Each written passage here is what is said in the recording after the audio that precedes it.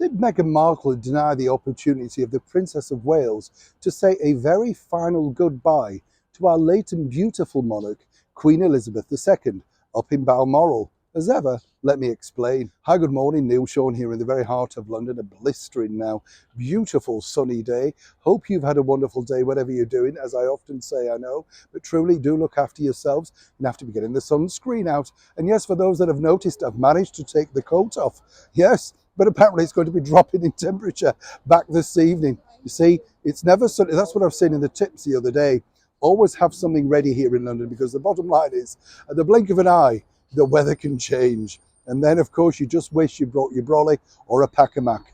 That's showing your age, isn't it? Pack-a-mac. Back as ever to your breaking roll story of the day. You have to take a bit of, umbrance about this particular story, because it's been a big breaking headline over here in the United Kingdom. It's all part of a brand new book, but the bottom line is, the headline at least was screaming the fact that according to that source, Meghan Markle denied the opportunity of the Princess of Wales to say a very final goodbye to Her Majesty the Queen.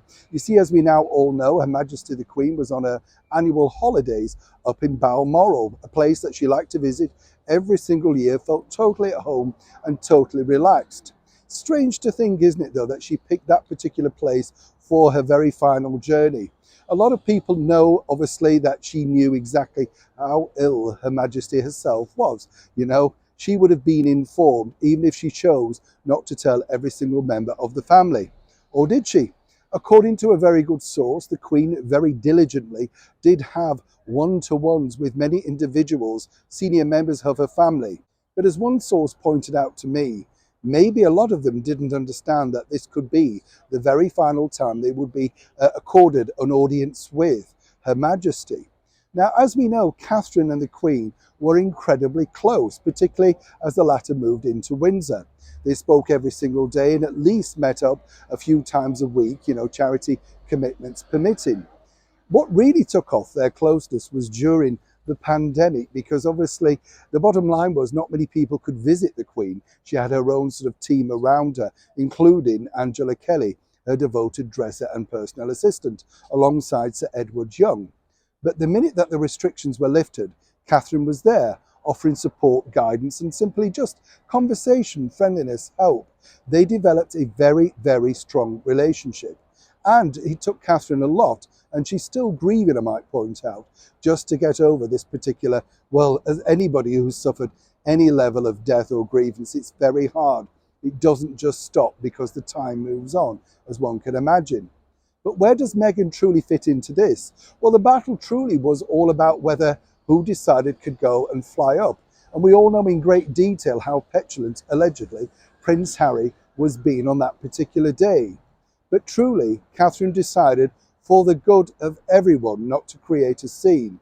This is where she's become invaluable and a very strong part of the British monarchy.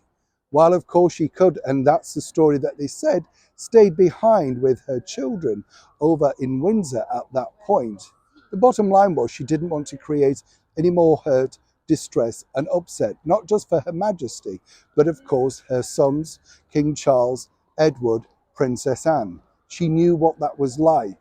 But as for Harry, according to that good source, yes, he was insistent that Meghan should be included. And only finally, when the Kings finally said, no, it's simply, this is the offer, take it or leave it, did he board that plane. Now, the bottom line is this: could you truly say that Meghan did stop Catherine from having that very final moment with the Queen? It truly depends on which way you look at it.